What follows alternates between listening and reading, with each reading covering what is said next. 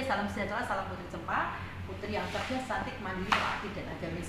Sahabat Putri Cempa, ketika kita sudah merintis lembaga pendidikan anak usia dini, sudah berkomunikasi, sudah dapat guru, sudah yang perlu juga dipertimbangkan adalah biaya pendidikan. Nah, apa sih biaya pendidikan itu? Biaya pendidikan beda dengan SPP atau Syariah. Kalau biaya pendidikan adalah biaya pendidikan untuk anak-anak kita. Kalau di Putri Cempa ini, kami merintis lembaga pendidikan anak usia dini awal-awal adalah kita mewajibkan anak-anak untuk makan jajan yang disediakan dari sekolah. Jadi di sekolahan kita ini steril, tidak ada orang jualan jajan. Memang kami larang di dalam lingkungan sekolahan itu ada orang jualan jajan. Anak-anak datang menaruh tasnya, menaruh sepatunya, mereka langsung bermain dengan bebas sambil menunggu jam masuk sekolah. Jadi tidak ada istilah kemudian mereka langsung jajan, gitu nggak ada. Untuk itu disarankan memang sebelum berangkat sekolah ya memang sarapan. Kalau kebetulan di rumah belum sarapan, itu orang tua kami minta untuk memberikan bekal kepada anak-anak dan dimakan di sekolahan. Dan anak-anak menjadi tertib setiap pagi itu makan bekal dari rumah kan gitu. Nah, teman-teman, biaya pendidikan ini tentu disesuaikan dengan kondisi lingkungan sekitar.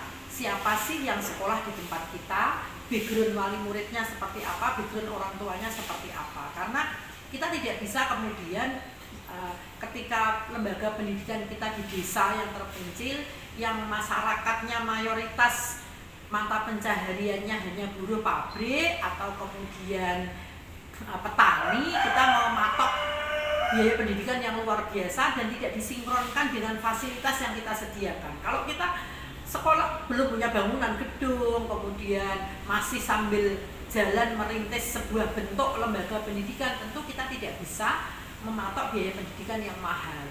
Biaya pendidikan di kota-kota besar untuk lembaga pendidikan anak usia dini memang fantastis sekali, bahkan sampai ngeri, masuknya saja bisa berpuluh-puluh juta. Tetapi kan sebanding dengan fasilitas yang disediakan, sebanding dengan kualitas SDM yang disiapkan sebagai pendidik di lembaga pendidikan anak usia dini. Tapi kalau kita baru merintis, kemudian kita melihat situasi dan kondisi masyarakat sekitar itu belum mampu, ya kita harus memang berkompromi, sesuaikan biaya pendidikan dengan kemampuan wali murid.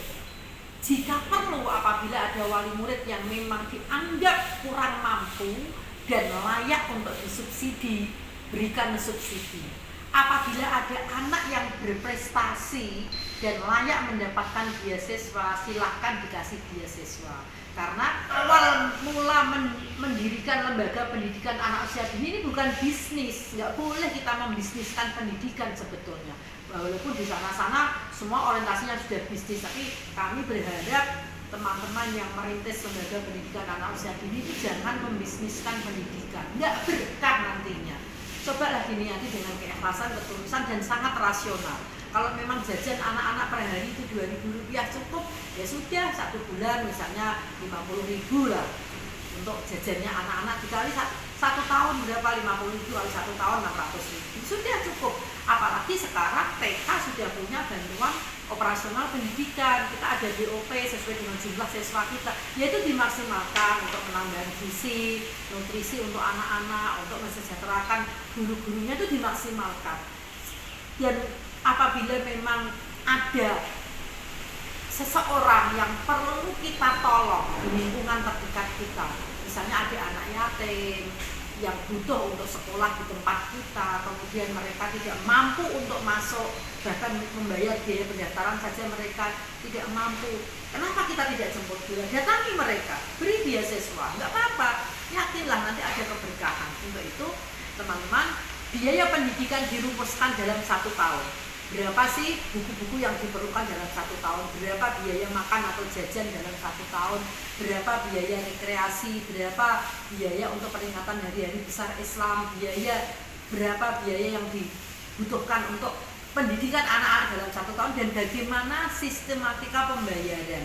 Apakah pembayarannya nanti harus lunas di depan atau boleh diangsur, atau bagaimana misalnya subsidinya seperti apa, misalnya beasiswa berapa persen dari biaya pendidikan yang dirumuskan. Silakan, itu semua dikompromikan, dikoordinasikan dan guru-guru pendidik, dan tentu apabila ada wali murid yang merasa keberatan, kita harus akomodir pendapatnya. Kenapa keberatan?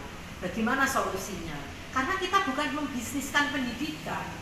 Yakinlah, pendidikan yang orientasinya bisnis biasanya anak-anaknya kurang berkah.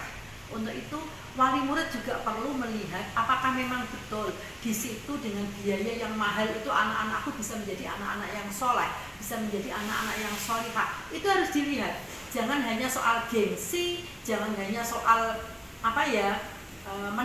menaikkan harga diri. Wah, aku hebat kalau sekolah di situ, bukan seperti itu. Tapi kita melihatnya kualitasnya, melihatnya adalah sebuah kesungguhan dan keseriusan lembaga pendidikan itu dalam mengelola lembaga pendidikannya untuk anak-anaknya.